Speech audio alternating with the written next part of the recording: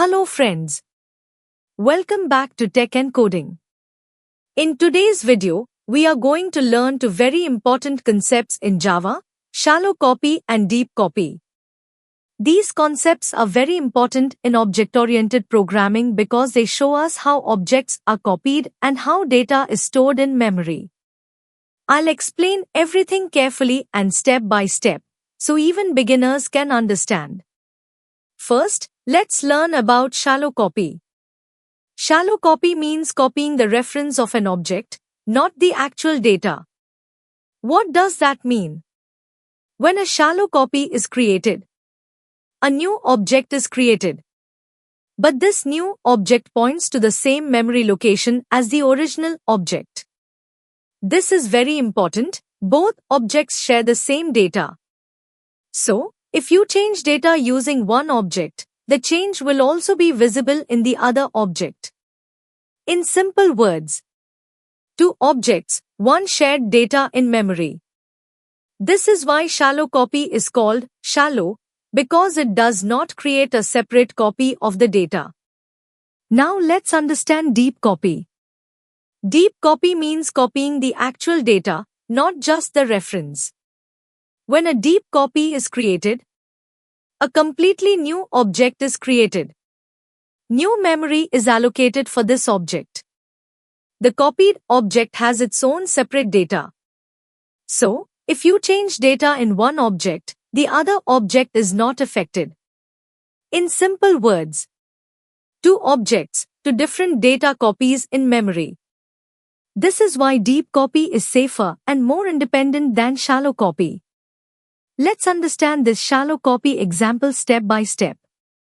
First, we have a class called student, which has a variable called name.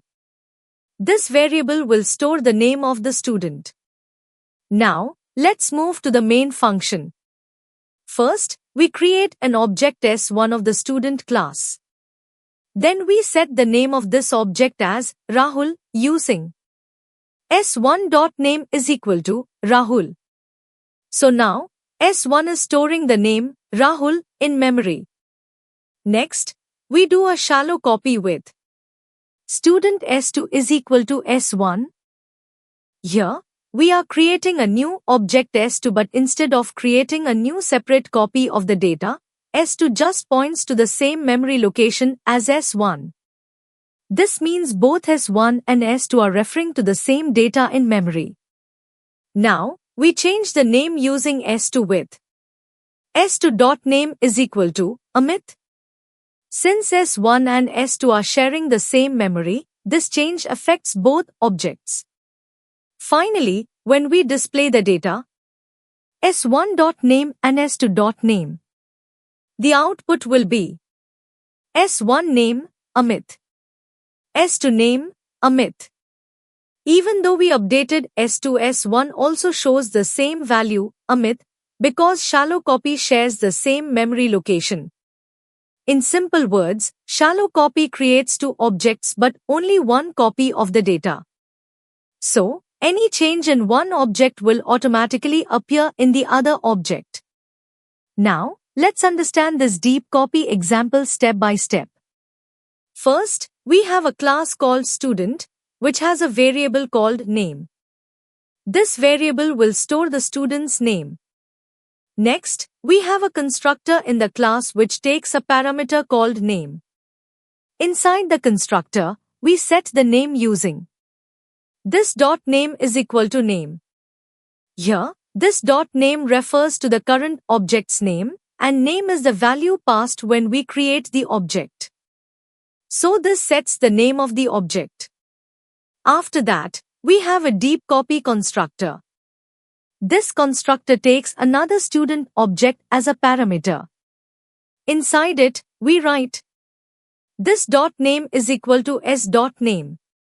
Here, this.name means the current object's name, and s.name means the name of the object we are copying from. This copies the actual data from the old object to the new object, instead of just copying the reference. Now let's explain the main function. First, we create an object S1 using new student, Rahul. This calls the regular constructor and sets S1's name to Rahul. Next, we create another object S2 using the deep copy constructor and pass S1 to it. Student S2 is equal to new student S1. This calls the deep copy constructor. Inside it, we set this dot name is equal to S dot name. Here, this dot name is S2's name and S dot name is S1's name, which is Rahul. So now S2 has its own copy of the data, Rahul. Then, we change the name of S2 using S2 dot name is equal to Amit. Since S2 has its own separate memory, this change does not affect S1. So S2 now has Amit and S1 still has Rahul. Finally, when we display the data, S1 dot name and S2 dot name, the output will be S1 name, Rahul, S2 name, Amit. This shows clearly that in deep copy, both objects have separate memory locations and changes in one object do not affect the other. Shallow copy has some important disadvantages. Shared memory. Both objects point to the same memory location, so data is shared, not copied. Changes affect all objects. Modifying one object automatically changes the other object. No data independence. Objects are not independent. You cannot safely modify one object without affecting the other. Unsafe for mutable data. If your object contains arrays, lists, or other objects inside it, one change affects all references. Hard to debug. Bugs appear unexpectedly and are very difficult to track because multiple objects share the same data. Not suitable for real applications. Real-world programs often require independent objects. Shallow copy can break the program logic. Now let's look at the advantages of deep copy. Data independence. Each object has its own separate data. Changes in one object do not affect others. Safe for mutable objects. Works safely with arrays, lists, or nested objects. No shared references. Easy to debug. Changes happen in only one object. Bugs are easier to trace and fix. Suitable for real applications. Ideal for complex programs and real-world applications. Maintains correct program logic. Better data safety. Prevents accidental changes in other objects and improves code reliability. In the next video, we will learn inheritance in Java, another important OOP concept. Thank you for watching the channel and don't forget to like, share, and subscribe to Tech and Coding.